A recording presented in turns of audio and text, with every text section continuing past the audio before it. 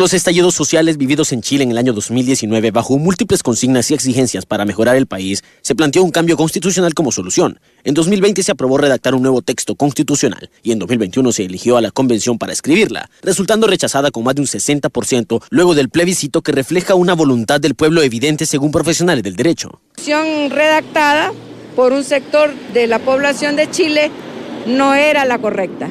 Entonces, eso nos da la pauta de que cualquier problema social o los desafíos de un país no finalizan en una constitución.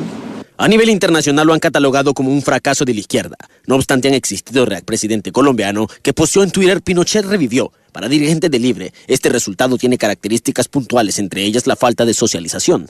Y faltó también el criterio para hacerlo, porque no solo se trata de que te den el texto, sino que te lo expliquen, ¿verdad? Desde sus razones históricas, políticas, sociales, que haya más procesos de intercambio y que haya más acompañamiento a estos momentos de transformación. Especialistas en materia constitucional expresan que aunque en 2020 ganó por mayoría con un 80% el cambio de la Constitución de 1980, elaborada en la dictadura de Pinochet, hubo muchos elementos que no se abarcaron en este proceso de consulta. Pese a todo, resaltan que Chile y su democracia son los ganadores. Esa madurez se necesita extrapolar a otros países del mundo y particularmente a Honduras. Si ha llegado el momento de darnos una nueva constitución, debemos estudiar la falencia y la fortaleza. En Latinoamérica se han venido dando cambios de gobierno, dejando como victoriosos a personas de corte progresista. Además de ello, se han iniciado procesos de consulta, por lo que Honduras no sería la excepción. No obstante, esta situación es un tanto cuestionable.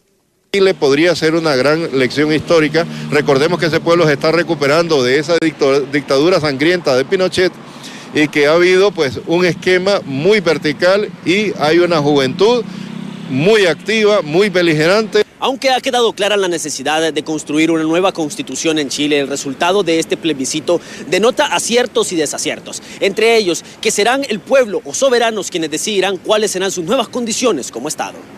Con imágenes de Walter Pérez les informó Pablo Martínez.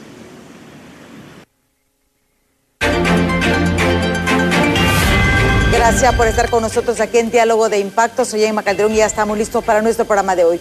Justamente este tema, derecha-izquierda. Miren, esto tiene en vilo a muchos países, no solamente a Honduras. Había una tendencia hacia la izquierda en Latinoamérica, pero Chile vino a cambiar ese rumbo. Tenemos aquí como invitado al sociólogo Edgardo Rodríguez. Gracias, Edgardo, por estar aquí con nosotros en Diálogo de Impacto. No, gracias a tu persona, Emma. Buenos días. Me siento altamente honrado de estar en este espacio con tan distinguida conductora como es mi amiga Emma Calderón, y un tema que de verdad llama al análisis, a la reflexión, a todos los que estamos pues atentos al acontecer político, tanto nacional como internacional. ¿Qué es lo que pasa? ¿Por qué en momentos determinados avanzan las propuestas de izquierda, después las propuestas de derecha, luego vemos retrocesos? Boric, el presidente de Chile, apenas tiene 7 meses de estar en el cargo y después de un proceso, digamos, una revuelta social en Chile importantísima, donde se veía un avance muy fuerte de una coalición, porque es una coalición de organizaciones de izquierda en Chile. Sin embargo, lo ocurrido en el domingo recién pasado da un revés a esa pujanza y pone a analizar, ¿verdad?, a la discusión qué es lo que pasó. Y aquí es donde tenemos que entrar para sacar las lecciones para Honduras, para los políticos hondureños, tanto los que están gobernando en este minuto como también la oposición. Es muy importante, Emma, que el político de oposición y de gobierno se guíe por este tipo de cosas y extraiga, no se engañe solo, porque tiende el político a engañarse solo, sino que a usar el sentido común. Yo escuchaba mucho en el análisis de los politólogos chilenos la palabra sentido común. Yo creo que es lo que hemos perdido casi todos los ciudadanos. Y ahí es donde vienen este tipo de situaciones. Y si hacemos un poco en contexto, Edgardo, mira, en el 2009 la izquierda quiso reformar la Constitución en Honduras. Viene la derecha con Juan Orlando Hernández, aprueba la reelección, 12 años. Entonces ahí es donde uno dice, ¿cuáles reglas? Sí. ¿Para quién? Al final no es izquierda ni derecha, como me lo decía aquí un analista. Lo que tenemos que evitar todos los países de Latinoamérica es evitar el continuismo, porque yo creo que el continuismo es lo que nos ha llevado a muchos fracasos, a muchas situaciones bastante incómodas para las sociedades en toda América Latina. Aunque la ideología o las ideologías todavía persisten, pero ya no tienen la fuerza que tenían hace 30 años. Todavía se habla de izquierda y derecha y lo vamos a seguir haciendo, pero ya ahora el debate, Enma y amigos televidentes, se centra más que todo en democracia y autoritarismo. Estos son las nuevas tendencias, podemos decir. Exactamente, porque si nos quedamos con el viejo paradigma de izquierda y derecha, la realidad supera esto. Entonces, hoy lo que vemos, y tú lo has retratado de manera perfecta, el presidente Zelaya, cuando gobernó, quiso de manera ilegal, digamos, convocar a una constituyente desde una perspectiva de izquierda. Luego, Juan Orlando entró por la puerta de atrás al reformar la Constitución de la República de manera forzada en una reelección. Ambas posturas violan todas las normas de la democracia y los pilares de la democracia, que es el Estado de Derecho, el respeto al imperio de la ley. Entonces, por eso hoy en el mundo, y en América Latina y en Honduras, debemos hablar de democracia versus autoritarismo. Autoritarismo de izquierda y autoritarismo de derecha. ¿Te imaginaste tú eres politólogo, sociólogo, periodista y no sé qué mata? ¿Te imaginaste tú que íbamos a llegar a este punto como sociedad? Porque yo creo que también a veces los jóvenes dicen, es que esto hablan mucho, pero uno va viviendo etapas. Sí, etapas. O sea, vivimos la Guerra Fría. Sí, el fin de la Guerra Fría. El fin de la Guerra Fría. Este proceso a la supuestamente era democrática en el mundo, sí. Pero estamos retrocediendo porque lo que se cambia son términos, pero al final es lo mismo. Exactamente, Enma, lo has dicho brillantemente, hay un retroceso democrático en el mundo, y en América Latina, por supuesto, hay un retroceso.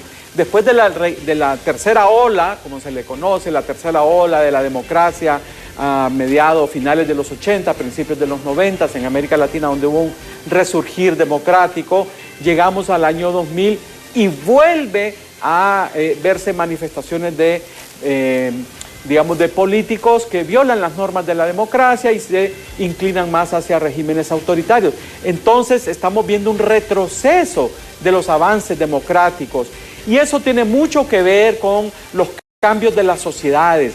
Tiene mucho que ver con lo que Enma tiene en la mano en este momento, que es la tecnología.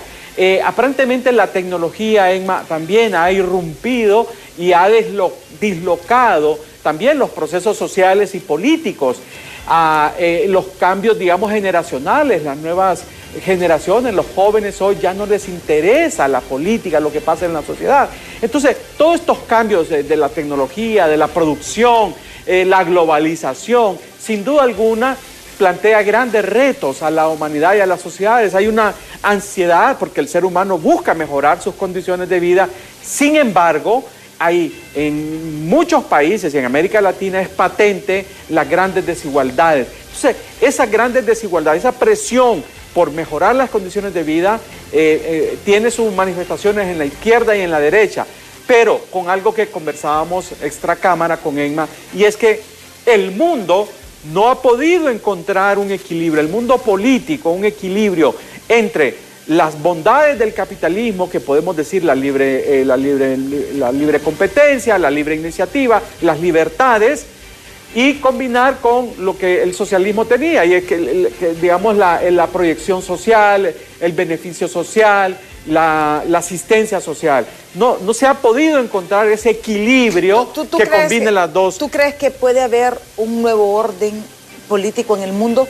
Porque hay que hablarlo también. Son situaciones, nosotros creíamos que esto era parte de las películas de ciencia ficción, que era parte, pero con esto de que tú me mencionas, Edgardo, de las tecnologías, ahora se tiene acceso a mucha información. Sí. A mucha información. Y todos sabemos que existe un orden. O sea, hay gente que gobierna por sobre todas sobre todas las sociedades del mundo. Y especialmente las grandes empresas, ¿verdad? Más allá de los estados, los que, digamos, de alguna manera marcan la pauta de los sucesos mundiales, como el tema del petróleo, el tema del oro, el comercio mundial, son las grandes empresas, los grandes monopolios, al parecer siguen siendo, no al parecer, a mi criterio, siguen siendo los que van marcando estas tendencias. Y ellos, digamos, estos grandes centros de poder económico, insensibles totalmente a la pobreza, a la desigualdad, siguen pues viviendo en un mundo egoísta de beneficio y de lucro a pequeñas élites. Eso sigue siendo desde hace 50, 100 años, 200 años, sigue siendo la constante, con la diferencia que obviamente los tiempos, las condiciones van cambiando, pero persisten los mismos problemas y de ahí volvemos al tema político. No se logra encontrar una vía, aunque han habido intentos, por ejemplo la socialdemocracia lo intentó, sin embargo hubo un desgaste y una derivación a sistemas demasiado asistencialistas y bueno, eso llevó al fracaso. Entonces, del mundo de la política, el mundo de gobierno no ha encontrado ese equilibrio. Entonces, tenemos estos vaivenes, ¿verdad? En momentos determinados gobierna la derecha, pues en algún momento hace las cosas bien, pero después termina haciéndolas muy mal y es cuando se fortalece el planteamiento de izquierda, llega la izquierda al poder, hace algunas cosas buenas, pero cometen excesos, especialmente con el tema del autoritarismo, cercenando las libertades, como lo vemos en Nicaragua, la persecución. Eso te iba a decir, por ejemplo, Nicaragua. Nicaragua estamos viendo realmente algo que nos ha impactado. Nos ha impactado porque todos sabemos el poder y la influencia que tiene la Iglesia sobre la sociedad. Sobre la sociedad. Y eso es algo inevitable. Obviamente, y todos lo sabemos, las iglesias en todo el mundo, especialmente la católica, mantienen sus políticas. Y ellos pues están apegados a sus principios y sus ideologías y son un oponente bastante fuerte y silencioso dentro de una sociedad. Porque hay que decirlo. Silencioso. Muy bien dicho. O sea, uno va a misa y a veces van unos mensajes que, bueno, son misiles, como decimos nosotros. Y es cierto, y entre más retirado vas, donde menos presión hay, más se va dando todo esto. Pero es interesante esto, ver cómo la represión política, la represión religiosa, la represión a los medios de comunicación en Nicaragua ha llegado al extremo. Y a mí lo que me llama, y aquí es el otro punto, uno dice, ¿dónde está la comunidad internacional?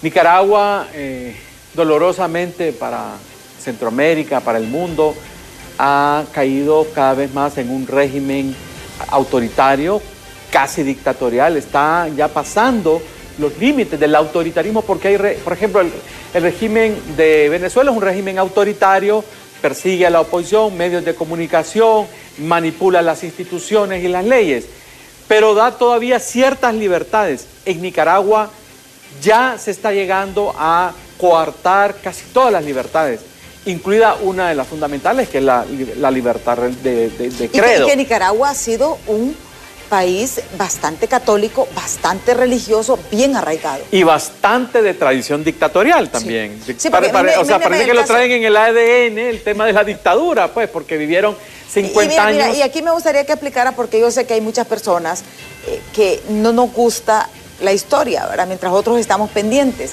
Pero sí es interesante que tal vez nos hace una explicación cómo llega realmente Ortega al poder. Bueno, ¿y por qué llega Ortega al poder? El Frente Sandinista de Liberación Nacional. Bueno, decía que en el siglo pasado, en el siglo XX, allá por los años 30, 40, se instala en Nicaragua pues una familia, la familia Somoza, que va a gobernar ese país durante 50 años. Con mano dura, pero dando ciertas libertades. Eso provoca pues el descontento especialmente estudiantes universitarios en los años 60, surge el Frente Sandinista, se declara una guerrilla y en el año 1979, a través de un proceso cruento de una revolución, una guerra civil, llega al poder el Frente Sandinista con el apoyo de la comunidad internacional y con un planteamiento, yo diría, bastante socialdemócrata. Sin embargo, con el pasar del tiempo el Frente Sandinista se fue radicalizando, especialmente por la contrarrevolución. Estados Unidos financió, apoyó a la oposición nicaragüense a través del proceso de contrarrevolución, hasta que, digamos, los sandinistas en su primera etapa, que eran bastante, digamos, aceptables, dieron elecciones, ganó lo que se llama la derecha con Violeta Chamorro, hubo un par de gobiernos de centro derecha y después vuelve a principios del año 2004, 2005, vuelve a ganar el Frente Sandinista con Daniel Ortega y desde ahí, creo que fue 2004, 2005, y de ahí no se les ha vuelto a sacar del poder. Y entonces el Frente Sandinista empieza primero internamente a, digamos, a purgarse, a sacar a todos aquellos que, digamos, no comulgaban con la línea de Daniel Ortega y su esposa Rosario Murillo.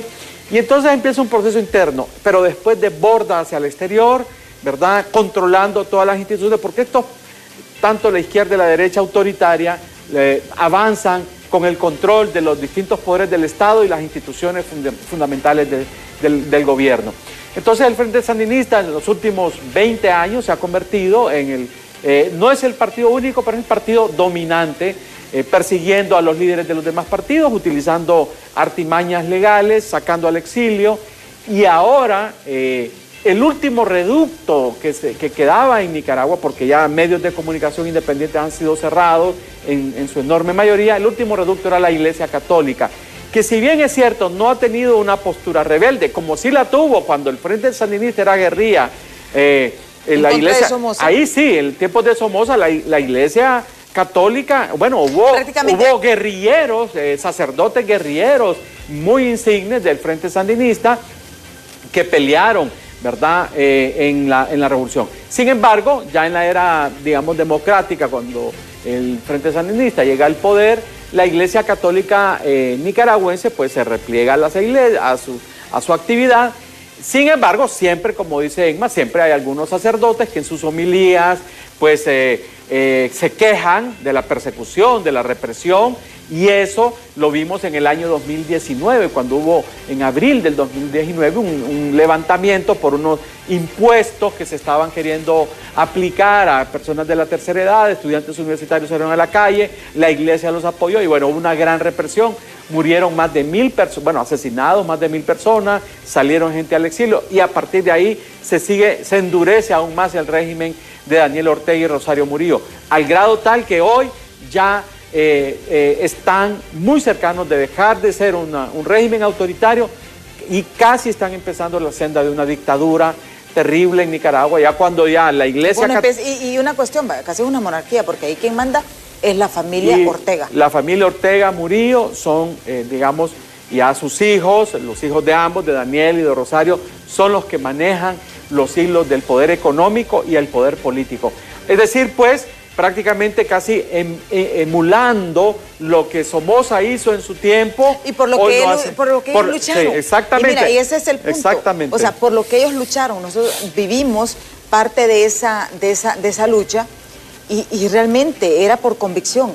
A mí me impresionó. Aparentemente era, porque en la realidad... En la primera fase, sí. En la primera fase, sí. Tú recuerdas los famosos comandante 0, el comandante 1, el comandante 2. Sergio Ramírez. Sí, mira, a mí me impresionó, por ejemplo, ver a alguien como Dora Telles, que era la comandante 2, que lo tuvimos la oportunidad. Todos ellos fueron... Dora Telles está ahorita... Presa. Me impresionó tanto de ver a aquella mujer. Los Chamorros. Todos, pero imagínense sus compañeros de lucha. De lucha, sí. Que estuvieron en la montaña, en la guerrilla. Que estuvieron enmontañados, que muchos de ellos perdieron sus familiares. Increíble. Y ahora son sus enemigos. Porque ahí sí son enemigos, no que van a estar enemigos. Enemigos, sí. Daniel Ortega y su mujer Rosario Murillo, pero especialmente Daniel es un hombre, un tirano, con toda la palabra, es un hombre que sus mismos camaradas, sus mismos compañeros de guerrilla y de gobierno los ha despojado de todo. Bueno, a Sergio Ramírez los sacó al exilio. Muchos de estos comandantes o están presos, o están muertos, o están en el exilio. Se les han quitado sus bienes. Bueno, y si hace eso con los que fueron sus hermanos, ¿qué no puede hacer con otras personas, políticos, empresarios, etcétera, que no eran cercanos a ese régimen?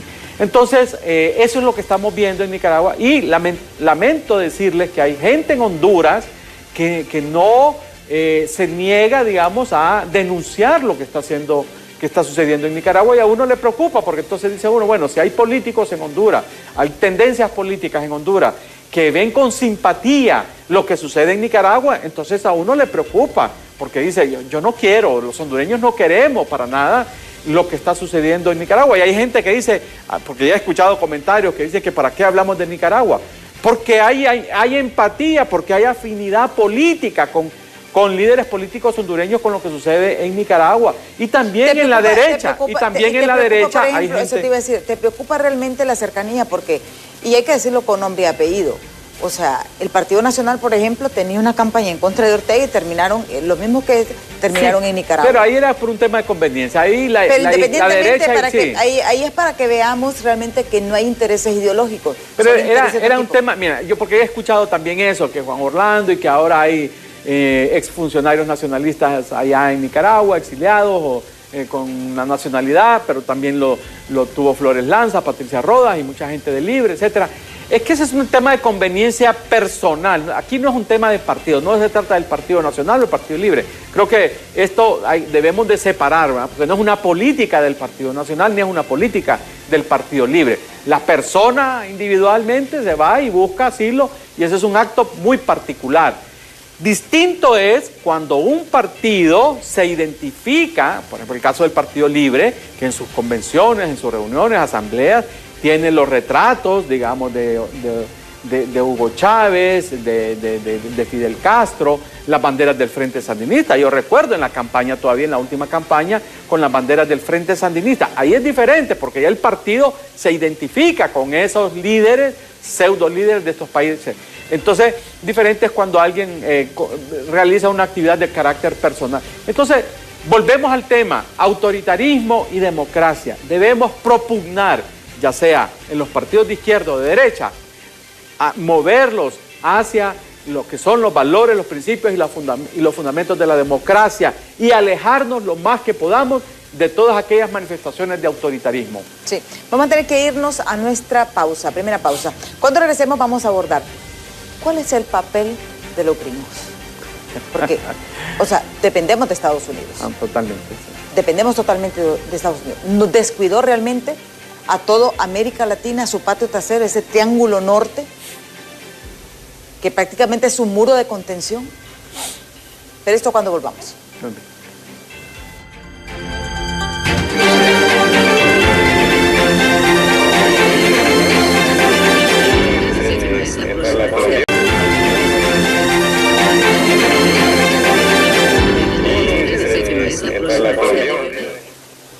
Bueno, continuamos esta entrevista con el sociólogo político y periodista Edgardo Rodríguez.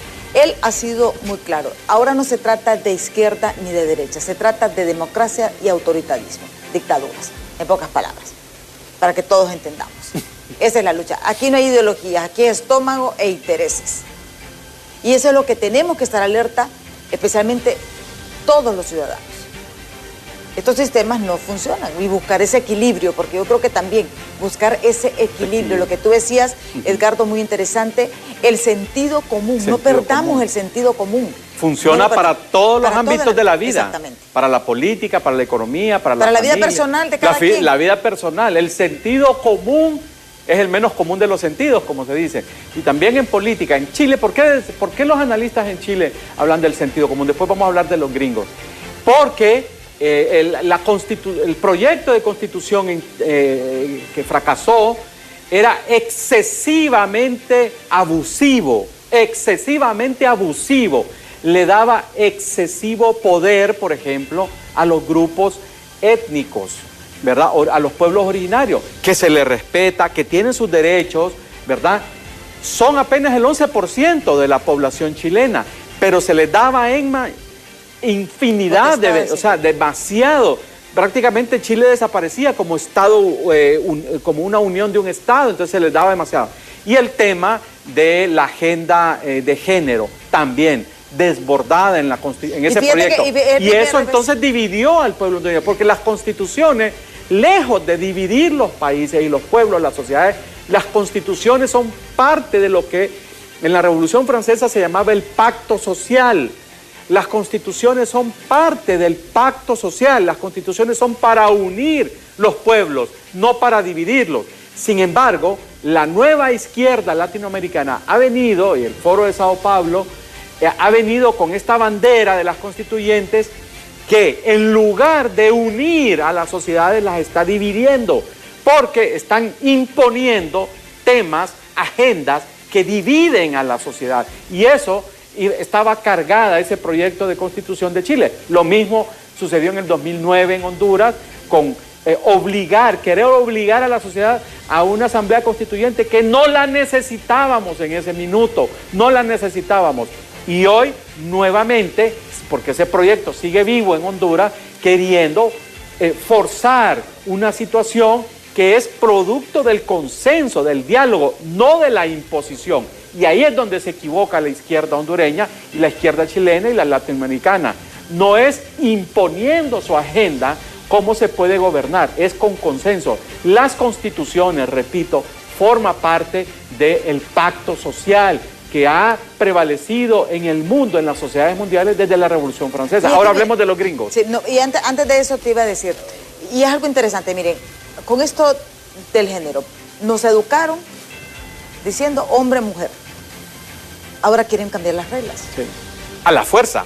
Ojo, a la fuerza. A la fuerza. Exactamente. O sea, yo respeto, cada quien puede hacer de su cuerpo lo que se le plazca. Las preferencias. Exactamente.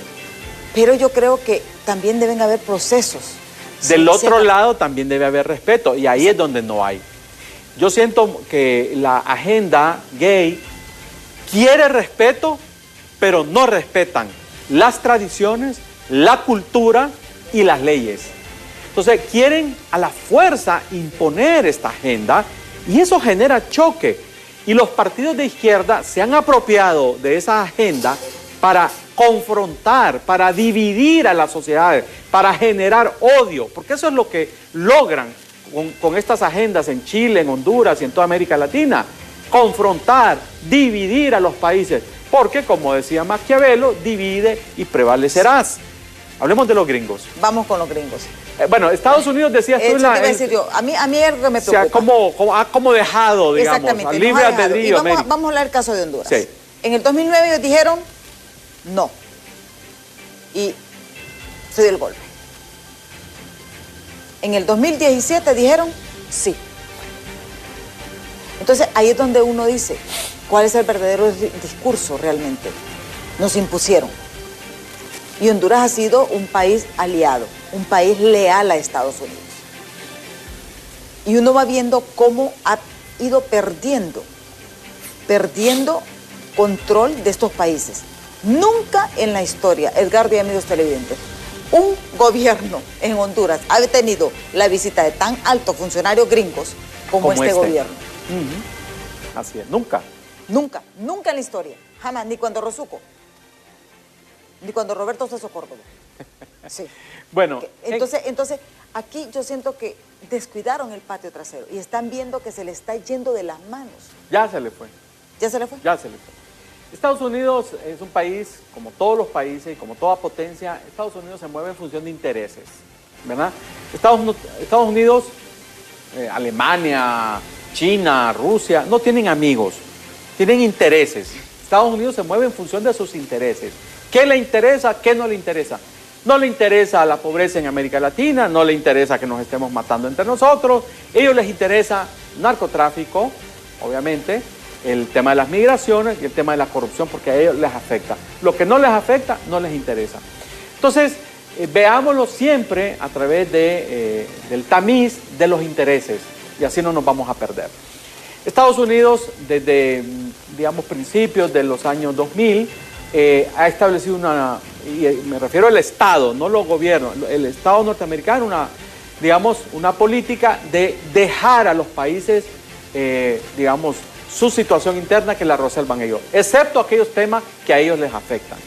Entonces, se van a acercar a los países solo cuando a ellos vean sus intereses geoestratégicos amenazados. En este momento llega la izquierda a gobernar por primera vez en Honduras y obviamente vuelve el interés, la atención del gobierno norteamericano, y por eso vemos el desfile de altos funcionarios. Lo mismo va a suceder ahora en Colombia, con Petro y la izquierda en el poder en Colombia. Solo porque Colombia es un país de mucho interés para Estados Unidos. Un país aliado de Estados Unidos históricamente, etcétera, pero con un gobierno de izquierda van a estar muy cerca del gobierno de Petro, como lo están del gobierno de la presidenta Xiomara Castro. Entonces, Estados Unidos cambió desde el año 2000, 2001, 2002. El gobierno de Bush estableció una nueva relación, llamémoslo así, con América Latina, en el sentido de que ellos dicen, su situación política, su situación interna, ellos deben resolverla. Y los norteamericanos se concentran en el comercio entre América Latina y Estados Unidos y en los temas de seguridad, nada más. Pero eso es una política de Estado. Sean demócratas, sean republicanos los que gobiernen Estados Unidos, ya su relación con América Latina cambió prácticamente desde el gobierno de George Bush hijo. Así que esa es la constante, y por eso los hondureños debemos resolver nosotros nuestros propios problemas políticos, económicos y sociales, sin estar pensando en que Estados Unidos o China comunista o los marcianos o Rusia o los marcianos van a venir a resolvernos nuestros problemas. Tenemos que buscar líderes que tengan claridad, líderes políticos, empresariales, sociales, del área del periodismo, que tengan la visión de amar a Honduras en primer lugar y de respetar las reglas y los principios de la democracia, sean líderes de izquierda o sean líderes de derecha. Y hay que desechar, hay que señalar, hay que denostar a los líderes de derecha y de izquierda que tienen un discurso farsante, mentiroso, y que dicen una cosa y cuando están en el poder hacen otra. Hay que señalarlos y hay que aplaudir a aquellos líderes, aquellas personas de cualquier estamento social que sea, que se preocupan por Honduras, trabajan por Honduras y respetan los fundamentos de la democracia y de las libertades en nuestro país. Si hacemos eso, Enma y amigos televidentes, Honduras puede transitar por un mejor camino. El problema es que los hondureños seguimos apostando por esos líderes autoritarios, esos líderes paternalistas, populistas, ¿verdad?, que nos ofrecen en campaña el cielo y la tierra, terminar con la corrupción, y al primer día de tomar posesión, lo primero que hacen es contratar a toda la familia, ¿verdad?, en el poder, cuando criticaban estas cosas. Y también la derecha, ¿verdad? Yo siempre he dicho, la campaña anterior fue la peor campaña que la derecha, la campaña electoral, la peor campaña que la derecha ha hecho en toda la historia política de Honduras, sacando el fantasma del comunismo. El comunismo ya no existe, lo que existe son los regímenes autoritarios y totalitarios. ¿Será que el Partido Nacional participó para perder? ¿Tú crees? Sí, el Partido Nacional estaba destinado a perder 12 años, ¿verdad? Los actos de corrupción, la reelección mató al Partido Nacional, el tema de los señalamientos de narcotráfico, o sea, estaba destinado. De todas esas cosas que he señalado, ¿Tú crees que pesaba mucho, y encima ponen un candidato que no manejaba la campaña, es un candidato que nunca habló, que nunca planteó nada, entonces, o sea, estaba perfectas, las condiciones de la campaña que hizo el Partido Nacional eran perfectas para perder. ¿Tú crees que tiene posibilidades el Partido Nacional de recuperarse? Yo creo que todos los partidos, bueno, incluso el Partido Liberal mismo, pero todo depende del partido mismo, de su liderazgo, de su militancia, de los que apoyan económicamente esos partidos. En la medida que los partidos, sea el Partido Liberal, el Partido Nacional, haya un reconocimiento de sus errores, que hayan nuevos planteamientos, nuevos liderazgos, nuevos discursos, propuestas claras de solución a los problemas del país, yo creo que en esa medida los partidos siguen teniendo vigencia. Pero en la medida en que no se actualicen, en que su discurso siga siendo el mismo, en que no haya renovación de líderes, pues los partidos van a seguir perdiendo. Estos partidos, el Partido Liberal y Nacional, son partidos centenarios, muy difícilmente vayan a desaparecer como algunos desearían, y tenemos el caso clarísimo del Partido Liberal, ¿verdad?, que desde el 2009 pues ya no la volvió a ver, como se dice popularmente. Sin embargo, el Partido Liberal sigue siendo la segunda fuerza política a nivel de las alcaldías, o sea, tiene una un enraizamiento con la sociedad muy fuerte. Entonces, todo es de que los liderazgos se pongan de acuerdo y busquen una ruta de cambio y renovación y pueden volverse a poner en la senda del triunfo. Sí, y esto es realmente lo que preocupa.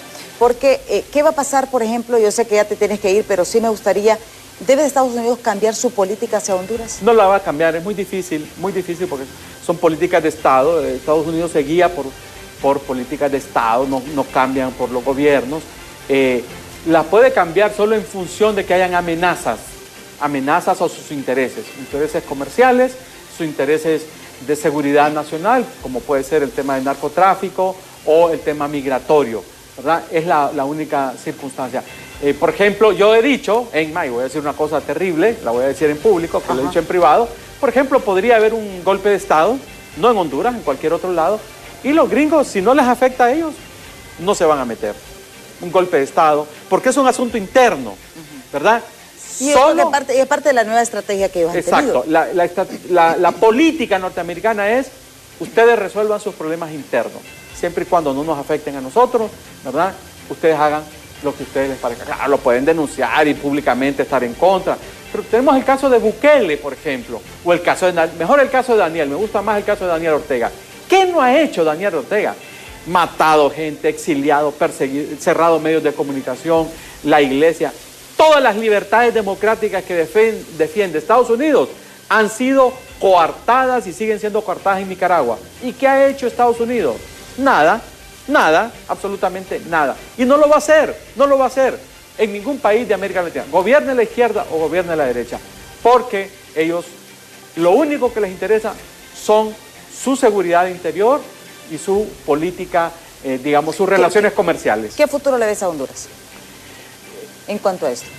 ¿En cuanto a relaciones con Estados Unidos o...? Las relaciones con Estados Unidos. Bueno, yo creo que son relaciones estables, permanentes. Tenemos más de 1 millón de hondureños allá, el 80%... Sí, porque eso es lo que le preocupa al pueblo hondureño realmente. El 80% del comercio de Honduras va hacia Estados Unidos. Yo creo que veo relaciones estables con Estados Unidos. Lo que nos debe preocupar es internamente. Debemos estar más atentos a los liderazgos de los partidos. Los partidos, mientras las sociedades no les exijan. El caso chileno es un caso muy bueno, ¿verdad? Las sociedades le dieron un apoyo a la lucha social en Chile, ganó la izquierda.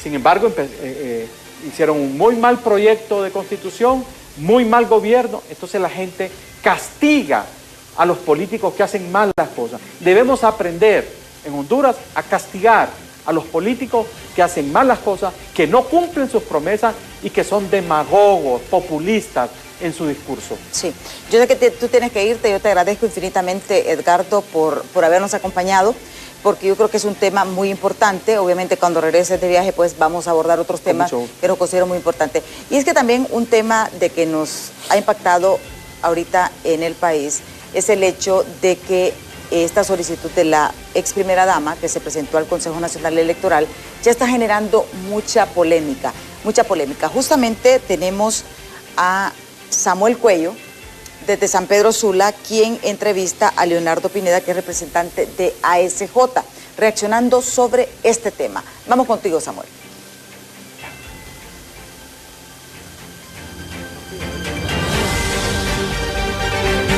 Así es, muy buenos días, licenciada Emma Calderón. Buenos días también a toda la audiencia que nos sintoniza en el Diálogo de Impacto, también a sus finos invitados esta mañana.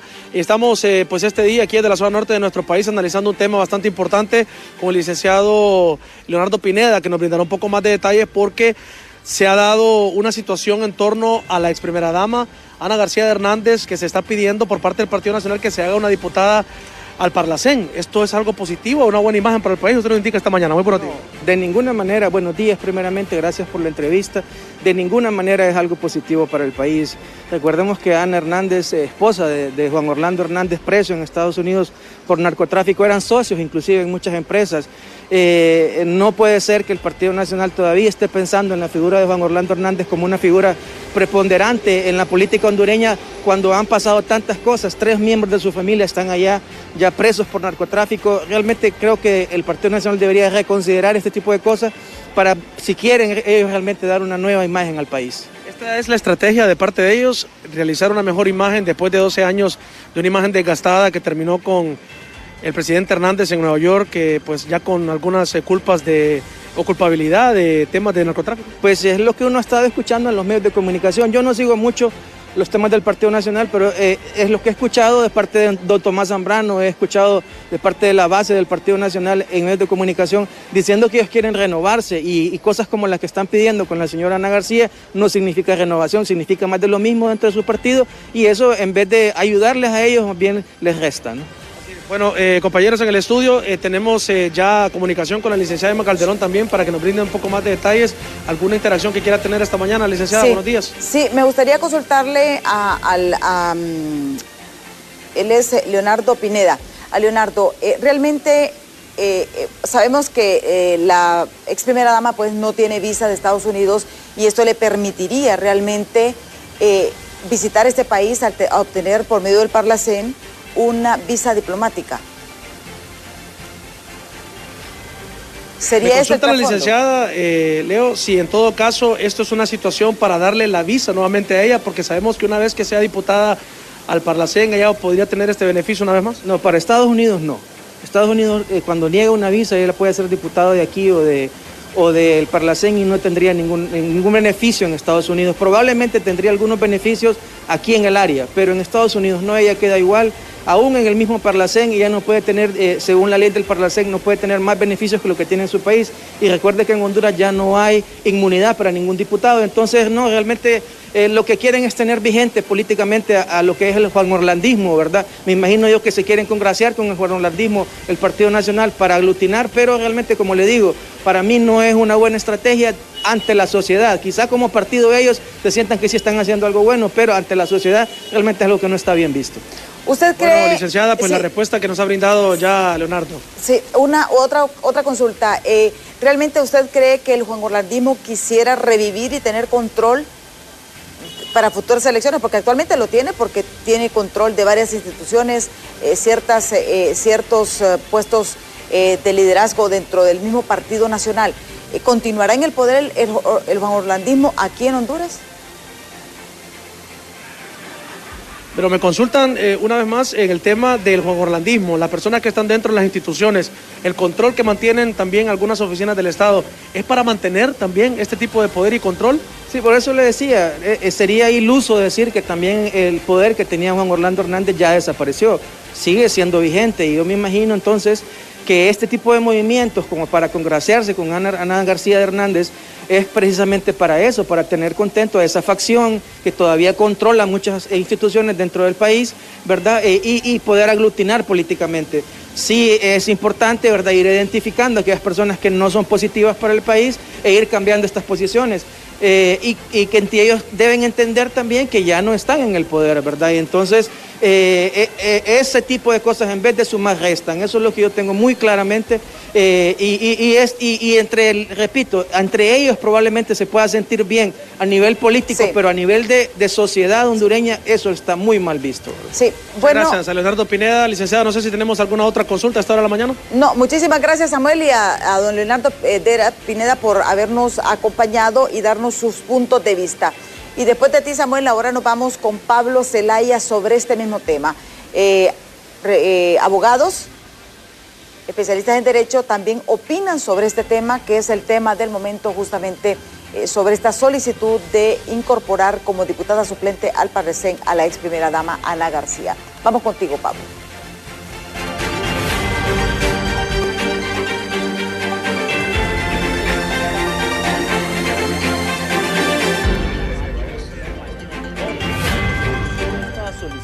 Por parte del apoderado legal precisamente del Partido Nacional, en donde se pretende que incluyan a la ex primera dama Ana García como diputada suplente al Parlacén. Esto, por supuesto, ha sido manifestado y la carta ha sido enviada como tal a uno de los magistrados del Consejo Nacional Electoral. ¿Qué análisis podemos dar en referente a esto o qué trasfondo podría darse en este sentido, tomando en consideración pues la situación que ha atravesado y el proceso también que lleva en este caso su esposo, el abogado Juan Orlando, en los Estados Unidos con crímenes relacionados a narcotráfico? Sí, déjeme decirle que en este momento el señor Juan Orlando Hernández todavía es diputado del Parlamento Centroamericano. sería inédito, tendríamos la expareja presidencial, ambos diputados al Parlamento Centroamericano. En primer lugar, habría que establecer si hay conflicto de intereses por parte de esa institución. O si existe alguna prohibición. Eso lo va a determinar el reglamento y el procedimiento que se maneja para poder ingresar a una ciudadano o ciudadano a participar como miembro activo del Parlamento Centroamericano. Habría que establecer si es para la actual administración o para la futura. Eso tampoco lo conocemos.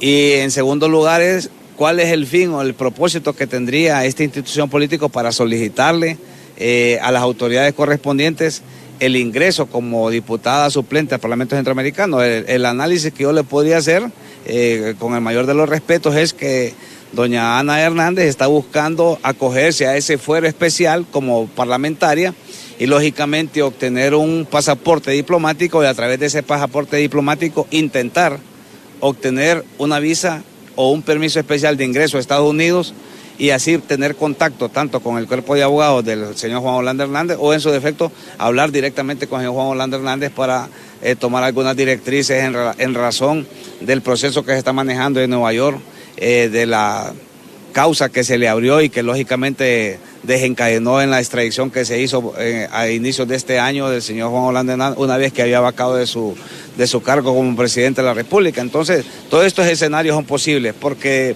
querer ser política en este momento tan difícil de familia no creo. Más yo le podría apostar a lo que le dije al inicio para poder tener por lo menos la posibilidad, no es que va a tener la apertura, pero sí la posibilidad porque han existido anteriormente situaciones similares o parecidas de otra institución política de personas que era declarada no grata para ingresar a ese país y que producto de haber tenido un pasaporte diplomático lo logró hacer y sí estuvo y puso, como dice, el pie en tierra norteamericana, aun y cuando tenía vetado su ingreso. Es importante mencionar esto en cuanto a que pues son los partidos realmente quienes pueden escoger quiénes son los representantes al Parlacén internamente. No obstante, se podía hablar de influencias que todavía se puedan tener ante este tipo de temas, incluso de políticos que estuvieron en los gobiernos anteriores y también la idoneidad que poseen las personas que van a ir a este tipo de organismos. Sí, claro, lo que usted apunta es correcto. Sin embargo, no, con esto lo único que podemos coludir nosotros o colegir es que existe vivo el Juan Orlandismo.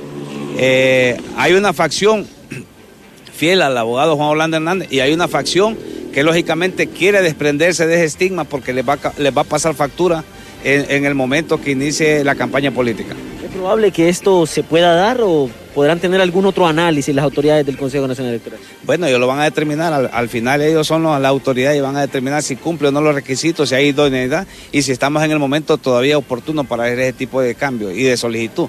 De ser así, pues, y de aprobarse por parte del Consejo Nacional Electoral a través de la petición que se hizo a la apoderada legal de institución política, lógicamente sería enviada y nombrada y juramentada en el momento que así lo designe el Parlamento Centroamericano a través de la Secretaría General.